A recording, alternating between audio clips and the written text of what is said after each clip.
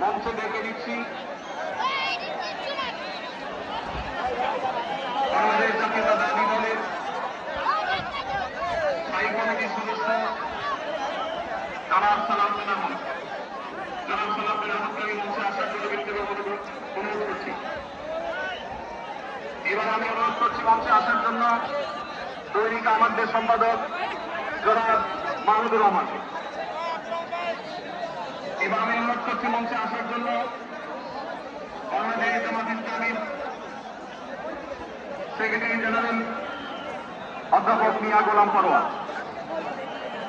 এবারে আমি মঞ্চে ডেকে নিচ্ছি ইসলামী আন্দোলন বাংলাদেশের নায়েবে আমির মুফতি ফয়জুল করিম হাফিজাউল্লাহকে বিনীতভাবে মঞ্চে আসার জন্য অনুরোধ করছি।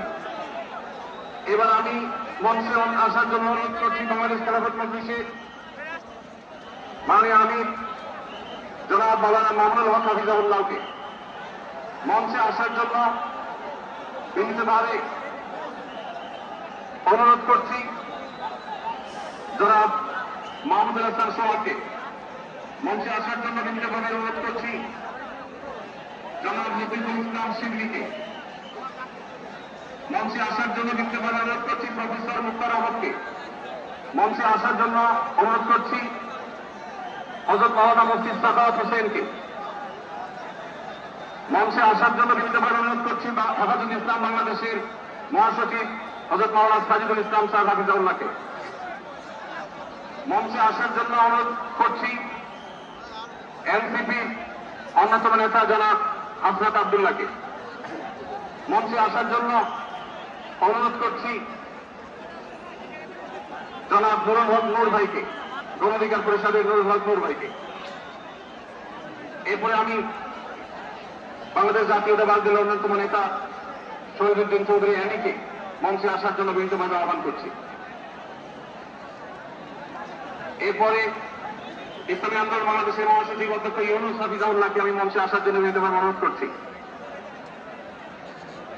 এরপরে নেসারাবাদের বিশাল হযরত মাওলানা খলিল রহমান নেসারাবাদীকে আমি মঞ্চে আসার জন্য অনুরোধ করছি এবং নাগরিক নিরাপদ সড়ক আন্দোলনের অন্যতম নেতা ইলিয়াস কাঞ্চনকে মঞ্চে আসার জন্য অনুরোধ করছি।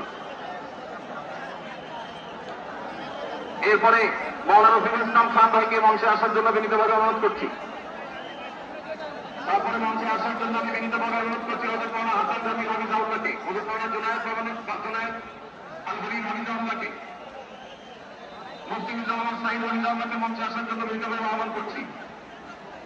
কবি মুহিব খানকে মঞ্চে আসার জন্য আহ্বান করছি। কারি আহমদ বিন ইউসুফ ভাইকে মঞ্চে আসার জন্য অনুরোধ করছি। জনাব রাশেদ প্রধানকে আমি মঞ্চে আসার জন্য বিনীতভাবে অনুরোধ করছি। রাশেদ প্রধানকে